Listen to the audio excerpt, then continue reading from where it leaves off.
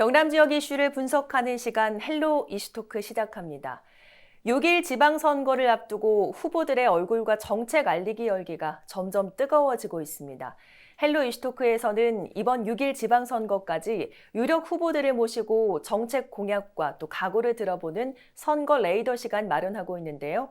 오늘은 후보와의 첫 시간으로 본격적인 레이스가 시작된 경남도 교육감 선거 후보를 스튜디오에 모셨습니다. 김상권 경남도 교육감 후보 나오셨습니다. 어서 오세요. 예, 반갑습니다. 반갑습니다. 예. 오늘 첫 손님으로 모셨는데 우선은 좀 축하를 드려야겠죠. 중도와 보수 진영 단일화 후보로 확정이 됐습니다. 소감 어떠십니까? 먼저 경남을 대표하는 우리 헬로비전 경남 방송에 이렇게 초대해 주셔서 감사합니다. 네. 우리는 교육감 선거를 준비를 하면서 중도 보수 후보들이 정말 벼랑 끝에 선 그런 심정으로 하루하루를 지나왔습니다.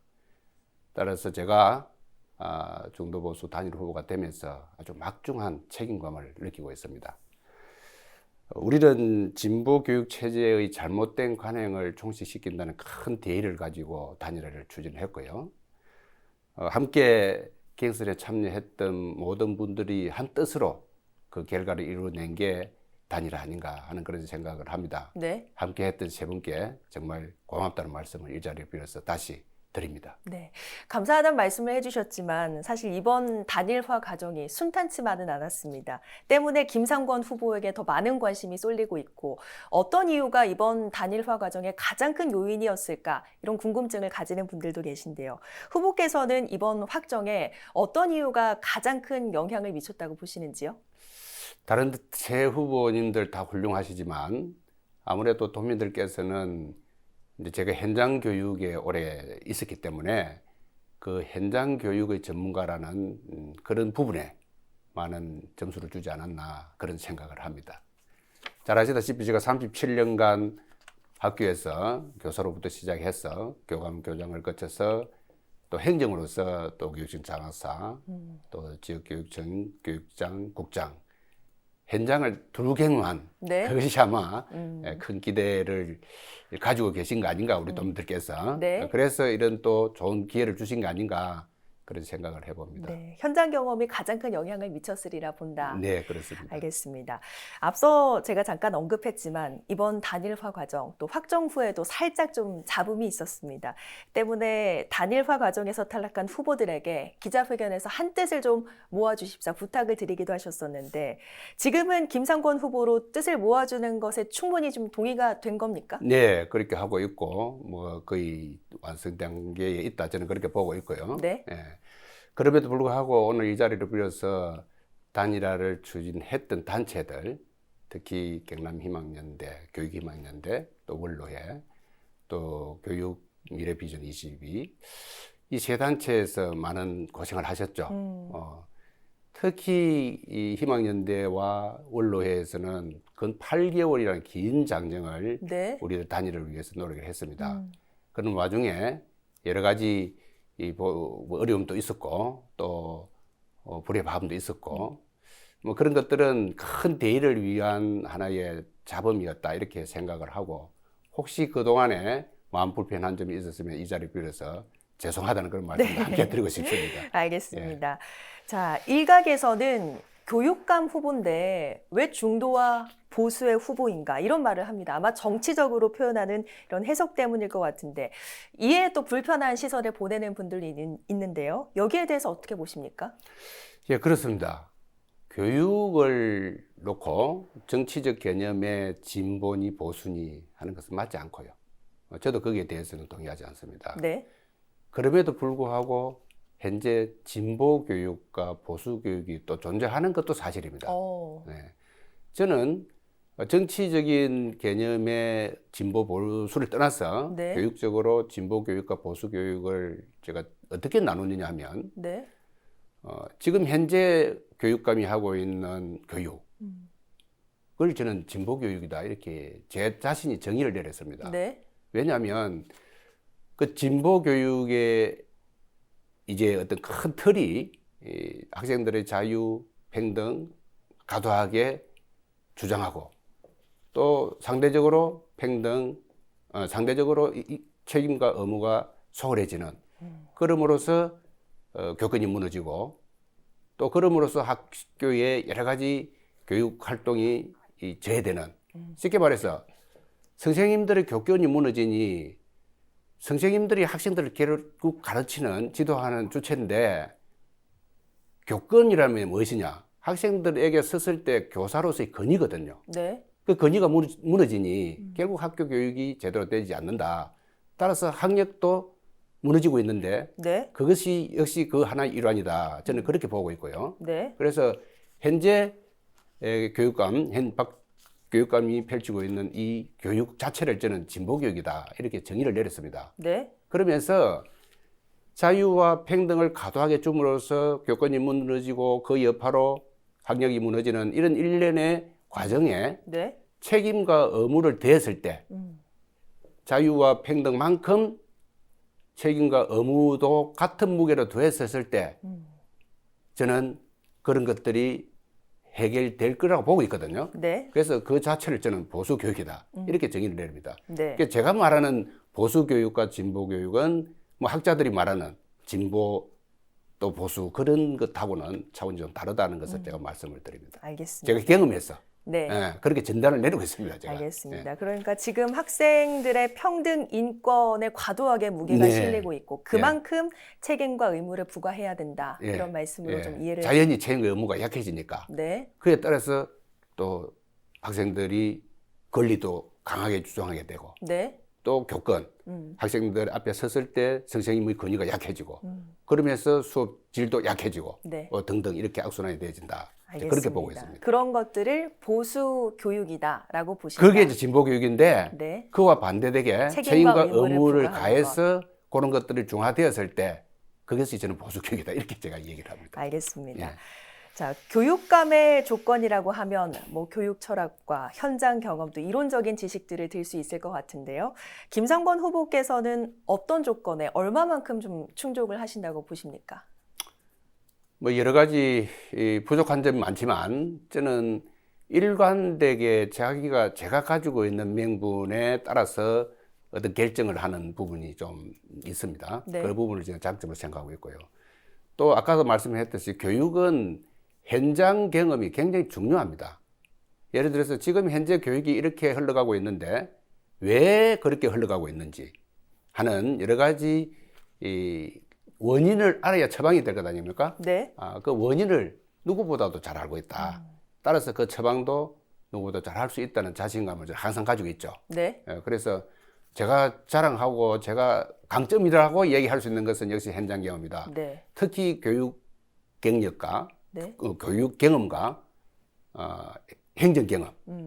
직접 학생들 지도해 보면서 오는 뭐 상담도 직접 제가 해봤고요. 네. 저는 이제 상담 1급 자격 교사도 있거든, 자격증도. 그래서 그런 것을 통해서 학생들과 직접 대면하면서 해봤다 네. 하는 그런 부분들이 제가 큰 장점이 될 수 있겠다고 네. 저는 생각을 합니다. 자, 앞서 박종훈 후보의 삼선 도전에 대해서 유감의 뜻을 밝히기도 하셨죠. 이유를 좀 여쭤봐도 될까요? 아이들을 가르치면서 가장 큰 명분과 큰 도덕성과 큰 어떤 가치관을 둬야 될 게 저는 약속이라고 봅니다. 학생들에게 한 약속, 학부모에게 한 약속은 뭐 어떤 일이도 지키는 것이 맞고 만약에 그것이 지키지 못했을 때는 그에 합당한 명분이 있어야 된다고 보거든요. 그런데 지금 현재 박종훈 교육감이 삼선을 도전하겠다는 것은 그 약속을 어긴 데 대한 그 말할 것도 없고 네. 그 약속을 어기는 명분도 약하다. 그래서 지금 삼선을 다시 도전하겠다 하는 것은 네. 아주 정말 교육자로서는 잘못된 판단이다. 저는 그렇게 보고 있습니다. 박종훈 교육감이 삼선 출마를 다시 언급한 부분에 대해서 약속을 어겼다라고 말씀해 주셨는데 이것 외에도 교육정책 관련해서도 비판을 하는 부분이 있다고 들었거든요. 어떤 게 있습니까? 방금 말씀했듯이 삼선을 자기 약속을 어기는 명분이 아이톡톡이라는 그 정책을 네. 완성시키기 위함이다라고 얘기를 하거든요. 그 부분에 대해서 제가 아주 강하게 비판한 적이 있습니다. 네. 아이톡톡 자체도 사실상은 문제가 많은 그 정책이거든요. 네. 왜냐하면 이미 선생님들이 그것을 정언을 하고 있습니다. 교육 현장에서. 어떤 부분이 혹시 좀 문제인지.